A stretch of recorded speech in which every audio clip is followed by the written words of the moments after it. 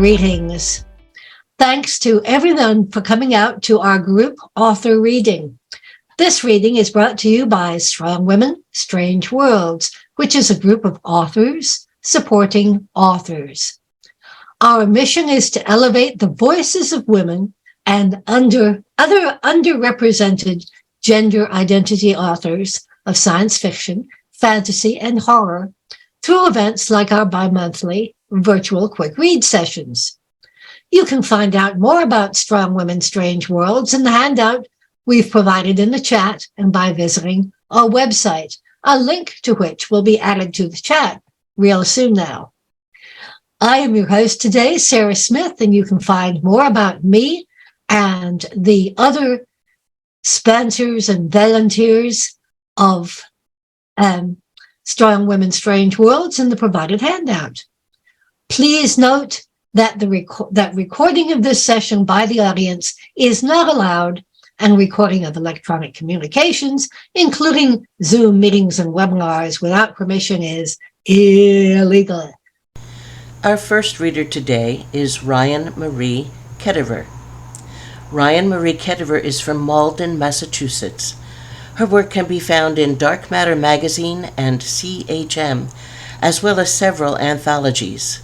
She's a fan of the weird and uncanny, and her writing draws most of its influence from the works of Shirley Jackson and Thomas Ligotti. When she isn't writing stories, Ryan is either writing code for a software startup in Boston, Massachusetts, or training for another road race. Ryan, you are up. I first saw it when I woke from my nap that afternoon. There was netting on my feet. It swirled over and around, completely enclosing my toes and heels and ankles.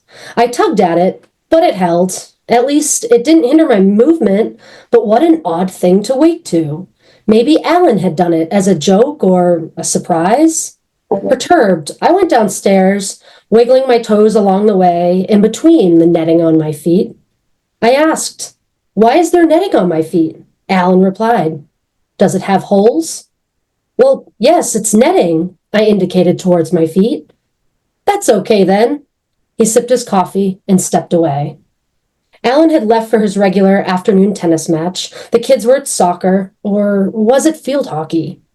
But here I was alone, with netting on my feet. How was I to get anything done? Tomorrow was the school bake sale, and there were cookies to make, so many cookies. I dug through the cabinets, hunting for each and every ingredient I would need. The bag of sugar was nearly empty, but I might be able to get by. There was no flour in sight, though. Was I to go to the store with netting on my feet? I prepared a list and gathered my things. How was I to put shoes on? I sat by the garage door and tried pulling at the netting on my feet once again. It would not come off. I didn't want anyone to see the netting, so I pulled calf-high socks over my feet. I could feel its holes pressing against my skin. I hoped it wouldn't leave a pattern, this netting on my feet. The store was bustling, and I was overwhelmed at my current circumstances. Each step I took up and down the aisles, the netting squeezed my heels, my toes, the arches of my feet. I found the flour, chocolate chips, and other items needed for cookies I had to bake for tomorrow's bake sale. But I could not focus, not of some silly baking. I tried to think of ways I could remove it, the thing that brought all this discomfort, this netting on my feet. At the meat counter, Dale was working. Dale always worked the meat counter. He smiled when he saw me. "Back for those tenderloins again, are you?" he asked. "Not today, Dale. I want some of the pork chops, the ones on sale." "How are things?" Dale asked, while he wrapped the meat in paper. "Nice weather out there." "Yes, nice weather, but I've got some problems with my feet. There's netting there, on my feet." "Ah, yes, but it's got holes, right?" Dale handed the pork chops to me with a smile. "Yes," I said, taking the meat from him, increasingly uncertain. "Yes, I suppose it does." I only had 2 bags of groceries on my walk home, a light shopping day, thankfully. At the end of our driveway, my shoe caught on the edge of something, and I tripped, dropping the bags. A tomato rolled across the sidewalk, and the flour had split open. "Oh dear," I said to the empty street around me. I looked around, seeking out the reason I fell, but only saw netting poking out from the top of my calf-high socks. My socks were now, unlike earlier when I initially put them on, bulging. Inside, I peeled my socks off and nearly cried when I saw it. The netting had grown thicker, more dense. Fragments of it were so long, I was not sure how I would be able to travel around on foot. I rummaged in the kitchen drawer for our scissors, but they could not be found anywhere. Alan had a terrible habit of putting them somewhere else every time he used them. A few trips and a couple muttered curses later, I settled on a steak knife. I would try to at least trim some of the longer netting so it didn't hinder my movement so terribly. The serrated blade was almost entirely useless, though, getting caught in the fine web of the netting on my feet. I saw it, but I only managed to nick my ankle with the tip of the blade. No pieces of the netting managed to break, fall, or even loosen. However would I bake those cookies? I pulled my high socks back on, stuffing the thickening netting inside the folds of wool, and scampered carefully around the house, preparing the ingredients. From the kitchen window, I saw Louise and William in the yard, arranging new potted plants and sweeping their patio. Alan and William occasionally played tennis together. I knocked on the window above the sink and waved. Louise smiled and beckoned me outside. "Lovely day today," she said.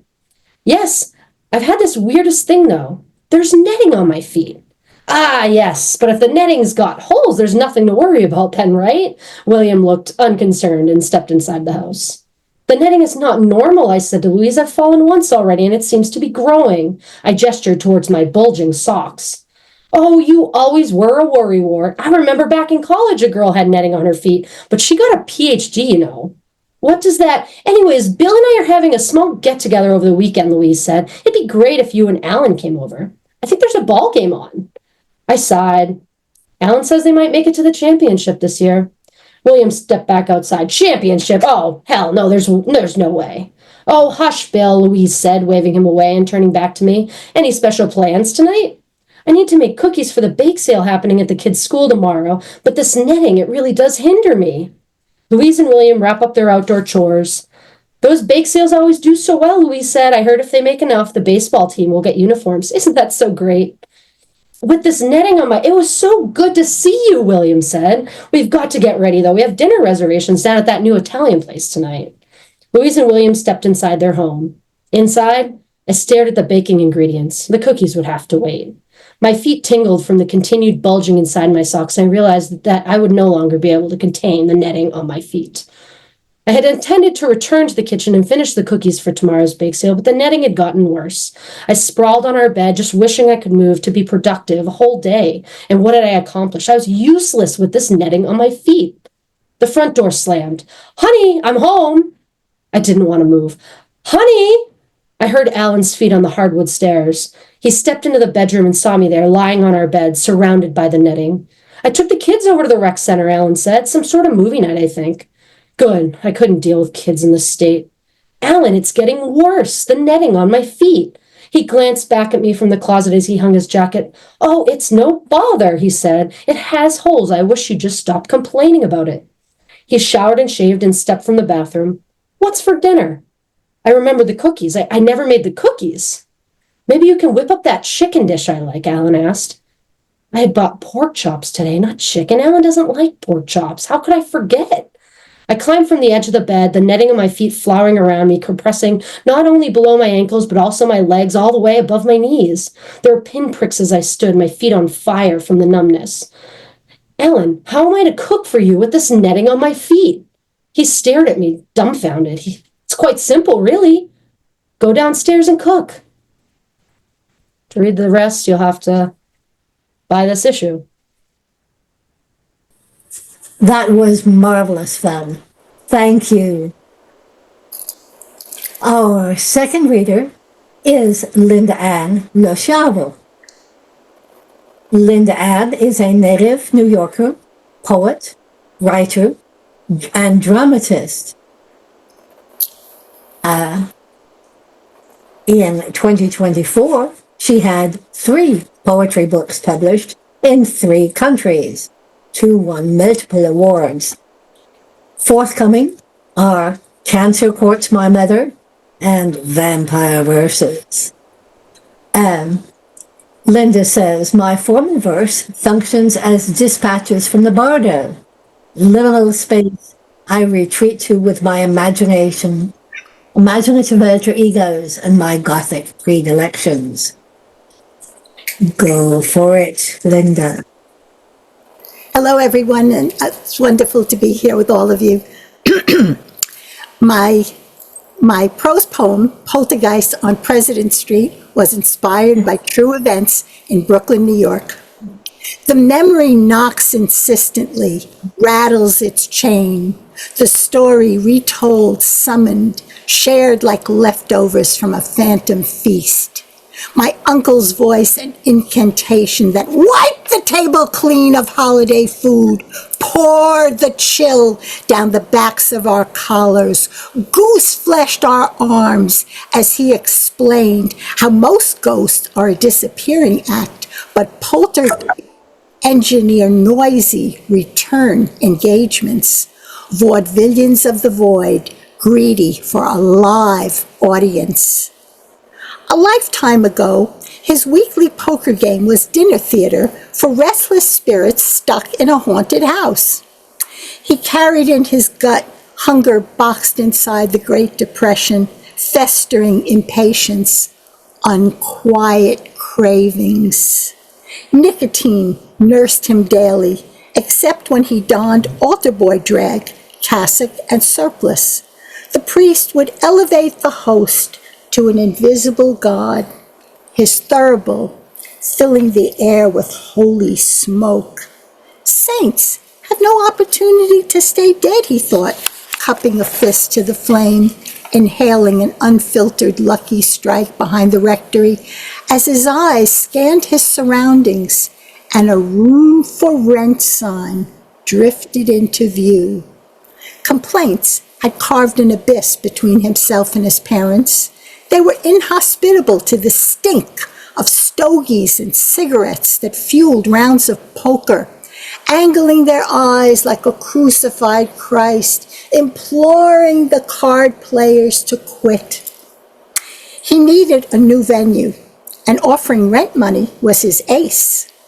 He ran enthusiastically up the stoop as a wan housewife ghosted into view, her face wreathed by a French inhale. A deal was struck for 2 games during weeknights, 8 in a month paid in advance. From an inner sanctum, a room he could not see, an unearthly falsetto shrieked, dimming the sunshine, roaring into his ears. "We have ghosts," she explained. "No extra charge." Now, those long ago scares rose like steam, in the same way a flayed turkey breast releases its heat to the carving knife. Then came not the rapping, tapping Poe heard on his chamber door, but the crashing, smashing of crockery stocked in china cabinets, glassware thrown at the stove, forcing the players to their feet, hunting for the source of the commotion, only to find nothing. To my uncle's eye, there were no cabinets, not anymore. There had been at one time, but the furious being continued smashing things in their absence. Decades later, other evenings, spooks overturned the card table, sending hearts and clubs airborne, alarming all. Haunting memories must have gnawed at the apparition's loneliness, continuing a ferocious domestic drama, echoing long ago chaos. Priests came and went, their blessings, novenas, incense, prayers, brittle as glass. Nothing lived in these incantations. No exorcism, no catharsis. Collectively, our blood forgets to surge and flow as we shiver on the brink of climax. My uncle's closing act, ventriloquy, fills the room with unhinged cackling, a poltergeist maniacally gleeful, proud of its performance as our soup pot boils dry and our percolator shrieks. Years after, visiting this address, I can sense what must have happened to wind a spirit so angrily to that house, a slow-cooked rage. The soughing wind taunting the drawn shades, tattered scullery wallpaper scuffed by body slams, a furious spouse, abuse accumulated, stoking a fire in the belly, well-oiled revenge readying, seething, sharpening a 6-inch boning knife. A marital ragout splattered across the wall. Soon, a dirge lullabies her ears as she swoons around the house searching for a shovel, lozenging the word burial under her tongue. She begins her maniacal laughter. Tomorrow's empty jar of mourning fills with men in white coats and a restraining garment nearly split open by wild whoops of merriment, freedom from her husband's rage. At last, there's a sense of the future humming, except it would not end there. Emotions drowned in this bloody kitchen would resurface, be regurgitated, have a last laugh. Thank you for listening. Thank you. That was quite a performance, as well as some lovely writing. Thank you, Sarah. Our third reader is Karen Bao. Karen Jalu Bao holds a PhD in neuroscience from Harvard University, where she studied mosquito brains by blasting them with an electron beam. She now teaches academic writing. She is the author of Pangu's Shadow, the Dove Chronicles trilogy. She's a contributor to the YA mental health anthology, Absolutely Normal. Karen, over to you. Hey, hi, thanks for the introduction. I'm just going to get right into it. Chapter 1, Errol. I expected to be alone in lab tonight. Everyone says the place is creepy in the dark when the supercomputers cluck and purr, as if they're talking to one another, but I don't mind. Machines are only as scary as the people using them. Good to see you, Errol. My boss calls over his shoulder, his transparent bioplastic arm twisting behind his back to wave at me. I was worrying you forgot you worked here. Cal's voice is softer than usual, threatening like the faraway streak in the sky before a meteor impact. My delts and traps contract as I brace for a lecture. You should have started taking data for your project last week, Cal says, but I guess 0:30 at night is as good a time as any. Since you're finally here, you're welcome to wipe the benches clean when you're done. I roll my eyes at Cal's back, knowing that his hand can see me. A literal third eye, the camera lens is wired to his brain's visual cortex via a series of long branching neurons grown from his own stem cells. He got into an accident as a teenager, and instead of opting for surgery that could have fixed the damaged muscles, bones, and nerve, he replaced his whole hand with a machine. I straighten my neck so that the bones are stacked like building blocks, and tip up my chin. Didn't know the custodians needed help, I say, referring to the wheeled bots that tidy up the lab space in the early hours of the morning. Cal knows they'll do the cleaning for us. He's ordering me around as punishment, like giving a timeout to a 5-year-old. To be fair, he has a right to lecture me. I haven't put in a full day's work all week, and I don't regret it. My schedule's been packed with dance team practice, parties, and afternoon naps when our star Pengu burns hottest in the sky. You know, fun stuff. But tonight, my dad messaged, "How are experiments, Sweet Gum? Can we send you some taro buns?" A sudden rush of responsibility made me tell my friends I was hungover and come into lab. I can't keep coasting, knowing that my parents are cheering me on from afar. So proud that I've won this place as a research apprentice at the Institute for Natural Exploration. Maybe I should be working more, though I wonder how much is enough. We research apprentices may be among the nerdiest kids on the 3 gooey moons, but like anyone else, we need to let off steam. Most investigators at the Institute encourage their apprentices to play sports and have hobbies so that they don't lose themselves to the work. Not investigator Cal Epi, though. Cal is the work, and the work is Cal. I'll leave you alone, he tells me now, but only if you stay at that bench. I'll be watching. Smirking, he flashes the back of his hand again to make sure I get the message. The lens catches a stray beam of light from a computer, seeming to wink at me. Ugh. I toss my bag down in the entryway and gown up, keeping one eye on Cal. He's hunched over the thrumming DNA sequencer, his nose nearly brushing the readout screen. The experiment he's obsessing over at this time of night? A complete mystery. When I applied to the Institute more than 2 years ago, I ranked Cal's lab as my first choice among all the biology labs, and when my application got accepted, I was thrilled to land a spot as his apprentice. Within weeks of starting work, though, I learned that Cal spends every day and night in lab breathing down his apprentices' necks. When I called my mom to complain, she said my description of him reminded her of the overseers at the farm collective where she once worked on G-Moon 2, the place she and my father escaped before I was born. If I don't succeed here, I won't just be a disappointment. I'll have wasted my parents' lives. If I was a better person, I'd ask myself more often, how do I make their sacrifices worth it? Well, not by quitting my job. I'm going to skip ahead just a tiny bit.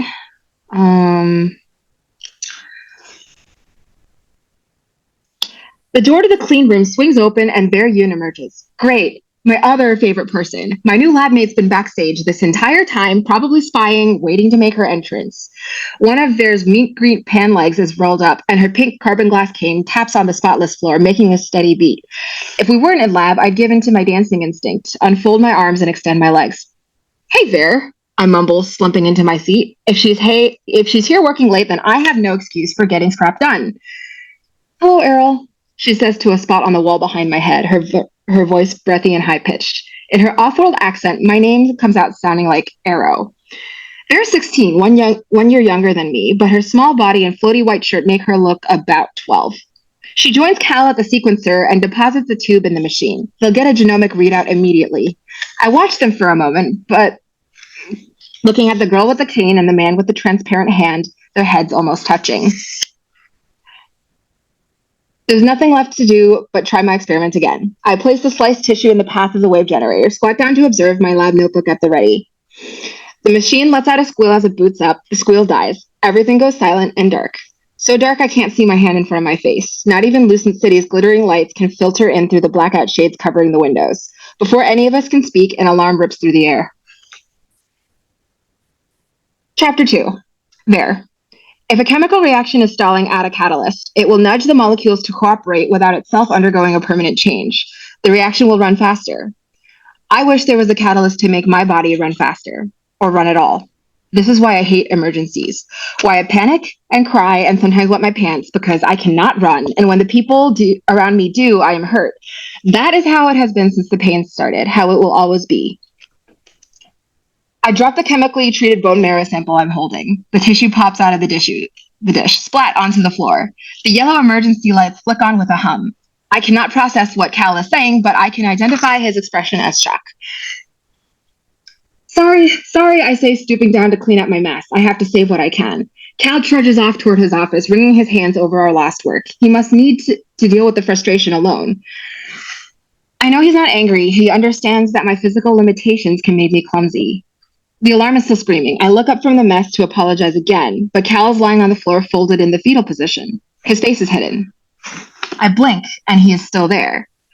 Even as I inch toward him, panic rising in my chest, a blur flashes by me, Errol Fielding, running across the lab, throwing her sliced tissue back in the freezer and grabbing me around the waist. My lower back seizes and squeezes as she hustles me toward the exit, her curls bouncing in front of my face. I did not ask to be manhandled. Why did she show up to lab tonight of all nights? Put me down! I thwack her arm with my cane. I can't leave that experiment. You think I want to leave mine? Errol shouts back over the alarm. She wrenches open the heavy lab door with her free hand. Its motion sensor is not working. Nothing in the dark hallway indicates that anything is wrong. No fires, no sparks, no explosions, no people. With rage still singeing my insides, I whack Errol's arm again, hard as I can. Ow, she cries, lay off the stick. What about Cal? I shout. He is still in there. Cal can take care of himself. No, I just saw him. He collapsed just after the alarm went off. He must have passed out. Errol's body stiffens. I'll go back and get him. You get out of the building. I shake my hand. With this alarm, the elevators will be stopped. You will need to help me down the stairs. I should not go alone. 14 stories. At 18 steps per story, that is 252 steps. If the probability of me falling on any given step is... Errol throws up her hands. I get it, genius. You'll end up face planting. Wait for me here then. She dashes back into the lab. Cal, I cry. The air is empty. I search with every sense, desperate for a sign of him. Maybe he left through a secret exit. Maybe he is safe. The alarm dies and the lights blaze back to life, burning my eyes. I sway on the spot, waiting for my vision to return. And I hear Errol screaming.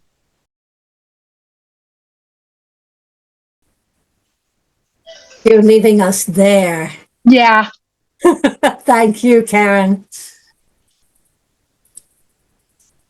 Our fourth reader is Jolie Toomajan. Jolie Toomajan's work has appeared in Death in the Mouth, Apex, Remains, and Black Static, among other places. And she is the Shirley Jackson Award-winning editor of Aseptic and Fatally Sadistic, an anthology of hysteria fiction. Despite all of this, she thinks the tapping sound on the window is probably nothing. You can find her anywhere at Jolie Toomajan.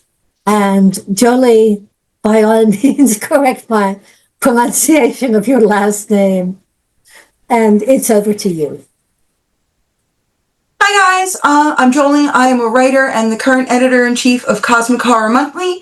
The story I'm about to read to you is from Post Haste Mare, which is a short story cycle that I wrote with Carson Winter about several denizens of a house that isn't haunted but deranged. And this is one of our furry inhabitants. The absolutely true and correct account of the Honorable Mademoiselle Cassandra von Archambault, affectionately and begrudgingly known to her friends and family as Echo. Let it be known I only care because of Mother. She is a good mother who says I am her little Marlene Dietrich, which makes no sense, but that is fine. Mother is not stupid, but she can't see it the way I can. Sometimes Mother can feel it. She'll walk into a room and curl her nose at the burning smell, press her hand to the wall above the light switches, and there it will be, mouths upon mouths upon mouths, and all of those mouths edged with the smoldering orange of burning paper. I stare at it until it leaves, and I don't blink, so it knows I mean business. Sometimes Mother can't feel it at all, even when it undulates over the back of the sofa and sniffs her hair. I worry about how I could protect her if it decided to ignore me until he comes along. Reader, he is very stupid. His shoes smell like seaweed, and so does the hair on his arms, and he eats terrible food, tofu and sprouts, and entire garlic cloves in vinegar sauces that make your eyes tear. Healthy, he says, as if any diet without blood could be healthy. Mother likes him. This is disappointing, but she has other qualities. For example, her feet are lovely and cool, and she keeps her fingernails at the exact right length for relaxing scratches, and the song that she sings for me is not too annoying. It draped all over Mother until he came, and it turned its attention wholly to him, dangling over him as he eats dinner, caressing his jaw with looping tendrils, dropping mucus into his soup. I suppose he has one thing going for him. Being bait is better than being nothing at all. Mother and he watch a movie, heads knocked together, as it slips down the wall, looping and twining. I don't move until it brushes her hair with a tongue, and screaming, I throw myself at it. Truly coarse, I know, reader, but you must have done something similar in a moment of fear and love combined. It writhes under me, pinned like an insect, and the mouths and mouths and mouths drop open in shock. Mother leaps up and I come away in her arms, trying to drag it with me. What has gotten into you? She says. Put her in the bathroom. I want to enjoy this, he says. That's cruel, Mother answers. She scratches my back with her red nails while I arrange myself to stare at it. It slithers over to him, pushing slick fingers into his ears and up his nose, and he, of course, sits there being very stupid. A feeler approaches Mother, and I growl, so it takes its arm back, settling on his lap, and tastes the air streaming from his lips. Throbbing and pulsing, it savors him. I don't blink. She's freaking me out, he says. His hands slap against his knees, very stupidly, as he stands up. It nestles in the him-shaped groove in the sofa, suckling the fabric where he sat. Let's go to bed, he finishes. He and Mother then do the unthinkable, reader. They do go to bed, and they close the door. It and I sit on the living room floor together throughout the night. In the morning, the clay tiles cool my feet and leaves flitter through the door, scratching against the walls, pleasant like I deserve. When Mother clicks into the room in her nice clothes, she lifts and kisses me, and I snuggle my head over her shoulder to glare at him. He takes me out of her arms, dropping me on the floor, a bit suddenly for my taste, and leans over her like a stupid, stooping gorilla. She tells him to stay in the house for as long as he likes, and she wouldn't be upset if he was here when he came home. This is extremely offensive to me. He walks Mother to the door, sloshing the coffee from his cup because he remains very stupid. The pretty meaty smell of her still floats in the air when he runs into our bedroom, and, reader, I cannot explain to you the unique pain of always being right. He searches under her things with gentle, practiced hands until he finds her journal. He reads, he gasps, and I know he found the story about her school trip to see Phantom of the Opera on Broadway in the 8th grade.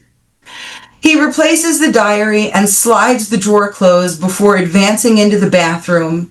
His pompadour bobs in the mirror as he monologues. You know, I used to do theater in college. Oh, my favorite role? Phantom of the Opera. Easy. I was the Phantom. It was an incredible experience because there's something so sexual about the story. He saunters to the fridge and drinks all of Mother's hard ciders, stashing the bottles in grocery bags and dropping them into the trunk of his car. I know she told him not to, and I know he will lie to her, and I know he will tell her she must be mistaken. I know he will tell her there were no ciders and to check the garbage. I know she will distrust herself, because she always does, and I know she will capitulate like she did with the last one and the one before that. And just for a second, reader, only for the smallest shaving of a moment, I promise, I think Mother is a little stupid. When it first slithers and rolls through the doorway, I don't think anything. It slithers and rolls through doorways all the time. It quivers on the floor, veiny and slick like a caul. One of the mouths tastes the air with a blackened and wriggling tongue, sighing and heaving with joy. The tired glow from the television illuminates his face, and it reaches for him the way it always does, only this time he rubs the back of his neck where it touched him. Oh, where? He kicks at me. You're freaking me out. It crawls into his lap. The air tastes like electricity and copper, and I stick my tongue out for a deep and staticky drink. As he jumps off the sofa and scratches his chest, shaking himself like a horse with a fly, it drops and rolls on the floor, juddering and grasping at him wildly. So I lightly, reader, I do try to always be delicate, jam all of my teeth, needle sharp and aching for this, into the soft hairless spot at the back of his knee.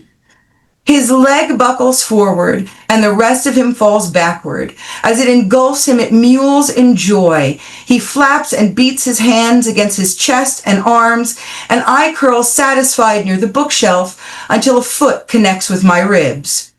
Go on, be afraid of me, run away. His foot smashes through the screen door, tearing the mesh, and he lurches around the room to corral me, looking very stupid even now. It bobbles, attached to his chest like a suckling, and it looks at me. It truly looks at me. It ceases flowing and looks at me, and it says, "What do you wish for?" And to find out about the end of that, you'll have to pick up Post Haste Manor.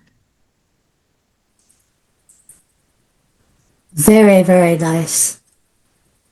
Thank you.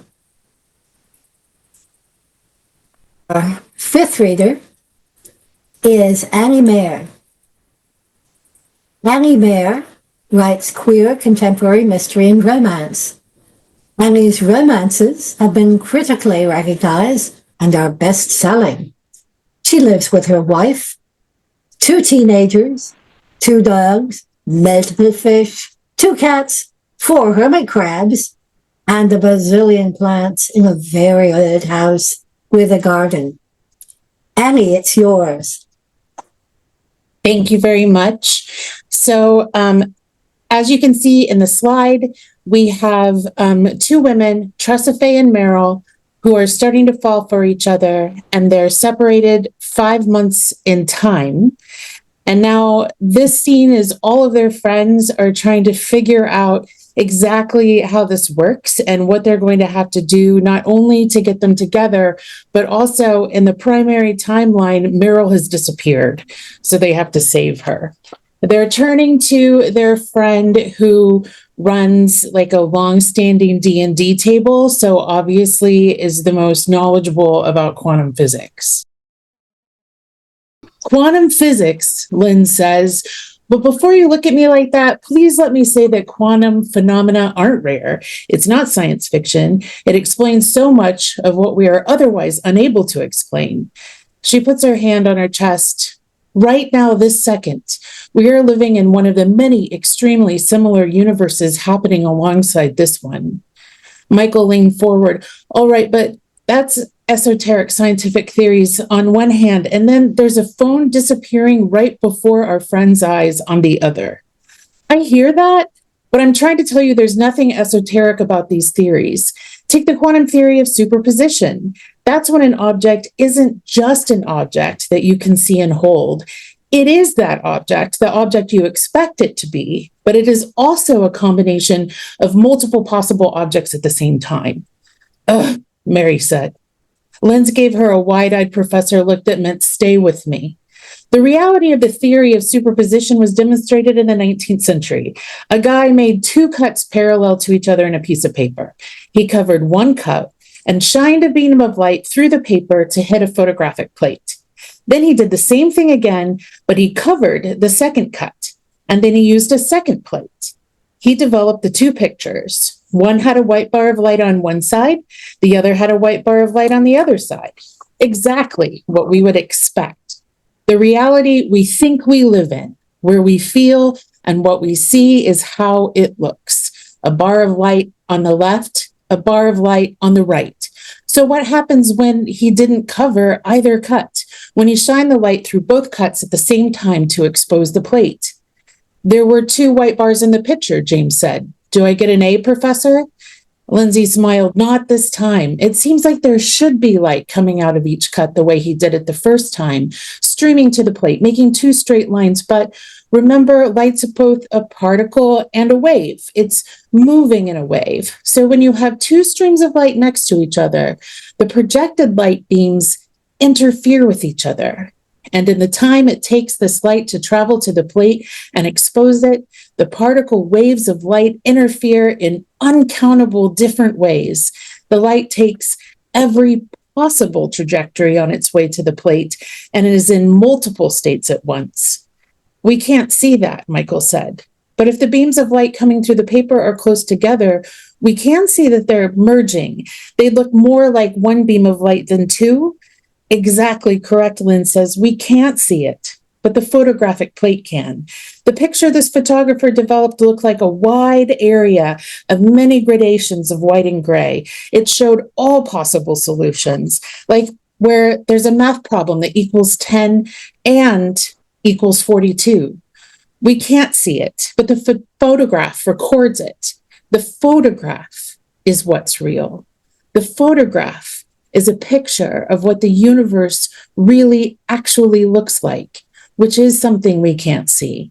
We don't even recognize that what's in the picture is the universe that we're living in. So the phone is like a photograph, James asked. It's showing us two universes we expect to be separate, but they aren't. Because we're here. Meryl's there, James pointed at the phone, and not here. And we're here talking about Meryl while Meryl blows up Tressa Faye's phone. So it's like Meryl is here. The phone is showing us reality, and the reality is that Meryl is alive and well. Is that the solution? Jim crosses his arms and dares Linz to say different. But also there are ideas like entanglement, Lynn said. It's such a beautiful idea. The theory is there are objects that can't be described on their own. They can only be described, observed, exist by describing the other, observing the other, and vice versa. If two things are entangled, they are linked together forever, no matter how far apart they move from each other in time and space. Tressa Faye felt something inside her go still and quiet, listening.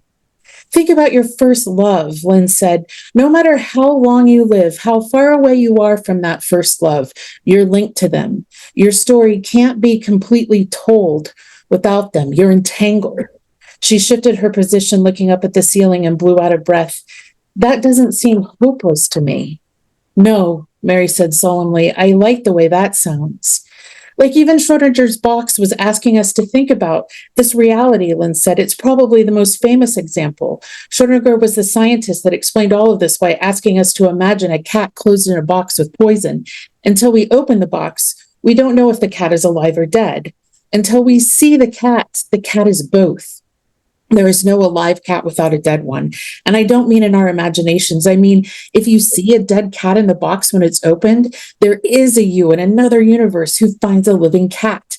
There is a you who never opens the box. All of those are real. They're entangled.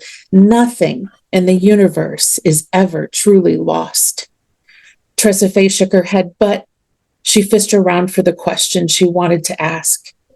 But is all I've got considered a question that breaks this whole thing open? Maybe your question is why? Lynn's tipped her dark head to the side, as in, why us? Why now? Why Meryl? But I'm afraid the only answers I have to offer aren't going to help anyone's feelings. Lynn's wrapped her arms around her knees. Most people don't seem to find the multiverse exactly comforting. Many worlds theory is very hotly debated. So, okay, hang in with me. Say we're observing an electron. I would never do that, Mary said. Ever. I know, but pretend. Pretend the electron is a little star, and when you're looking at it, it's waving up and down. A bright star, moving up and down, and making a wave across the night sky. Okay, Mary said with a get-on-with-it gesture. But as soon as you look away, the wave collapses, and it goes back to being a star, a single point of light. You determine what something actually is. The phenomenon we're observing is changed by us. It's changed by everything we can imagine it could be. It depends on us. Because we know a cat can be alive and it can be dead, our knowing that matters and affects the cat, us, everything. Absolutely everything. Okay. Thank you. Yes, thank you very much. Thank you very much. Poetic physics, I love it. Our last reader tonight is Laura Elena Donnelly. Laura Elena Donnelly is the author of the Nebula, Lambda, and Lucas-nominated Aberloch Dossier trilogy and the contemporary thriller Base Notes. She has taught in the MFA program at Sarah Lawrence and at New York's Catapult Workshop. She is a graduate of the Clarion and Alpha Writers Workshops and a co-founder of Homeward Books. Laura, it's yours. Thank you, Sarah. I'm going to be reading from my novella, No Such Thing as Duty, which came out from Neon Hemlock this spring. It's an alternate history featuring playwright, novelist, and spy Somerset Maugham on a mission in Romania to recruit a mysterious Carpathian nobleman to England's cause in the waning days of World War I.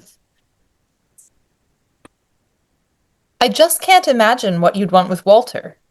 That's what Madame Popescu said, but William doesn't believe her. She seemed like the kind of person with a very active imagination. Still, she sends a note to Rochu for him. He is a great man of letters, Monsieur Rochu, and soon they have set a date to meet. William wonders what Madame Popescu's letter said. He is not in the habit of false modesty, and can understand that anyone might want to meet W. Somerset Maugham, celebrated author and playwright. He is not quite sure how Madame Popescu might have framed his desire to meet with Walter Rochu, suspected smuggler. What had he told her? He was so tired by the end of the night he could hardly keep track of what he was saying. A miracle he could still string together a sentence. A miracle he left standing on his own 2 feet. His stammer has always made socializing exhausting. His illness makes everything exhausting. Perhaps he said that he had heard a great deal about Monsieur Rochu from a friend. His family was quite established in the area, correct? That he would like to speak to him about how things have changed since the war began. Something like that. Did she believe it?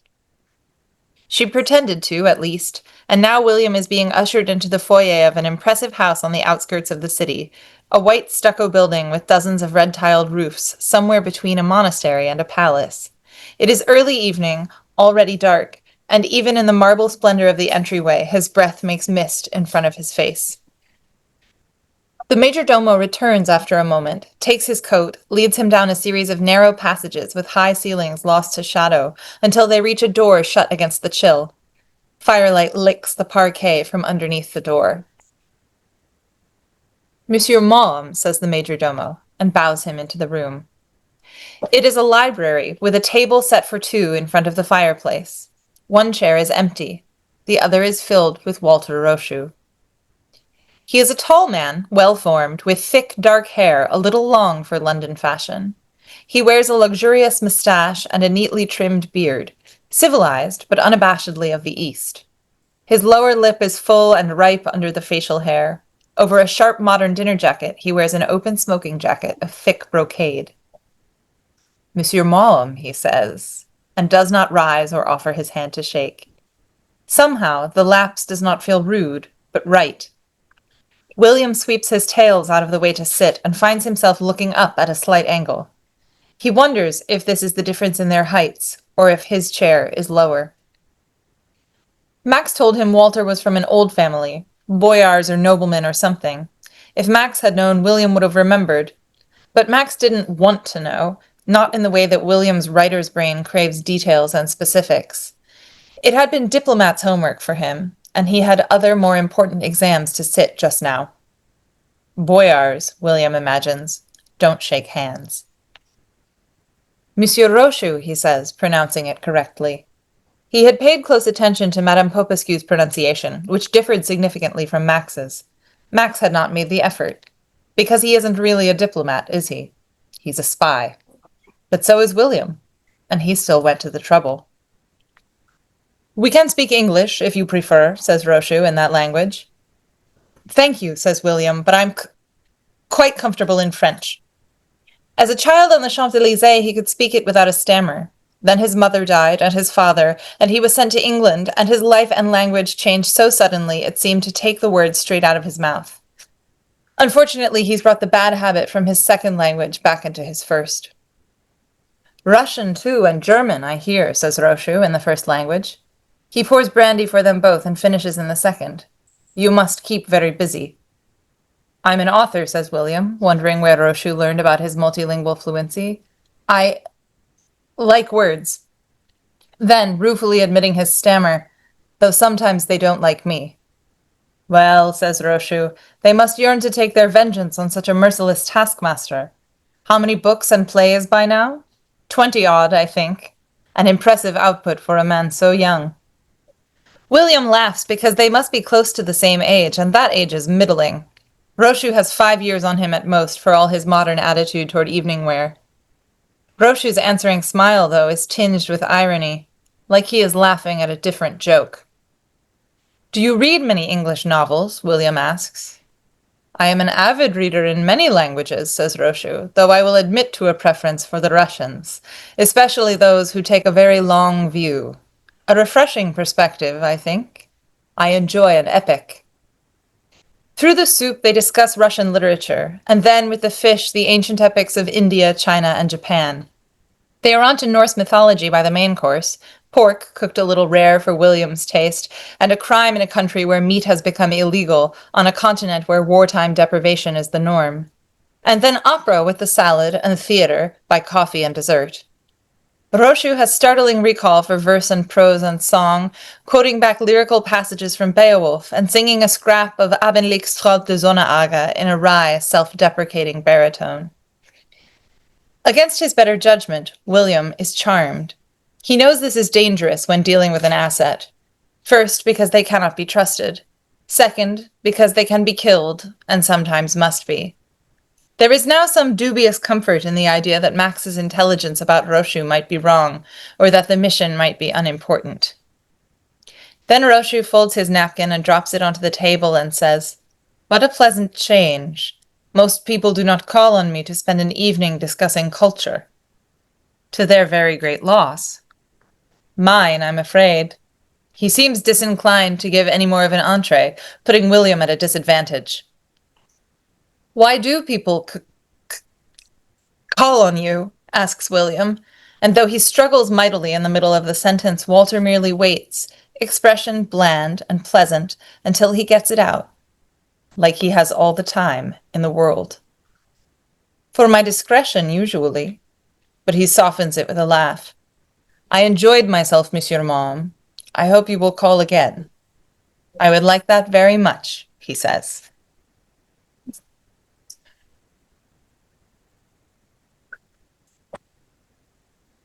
That book. Thank you, Lara. Thank you. And thank you so much to everyone who came today.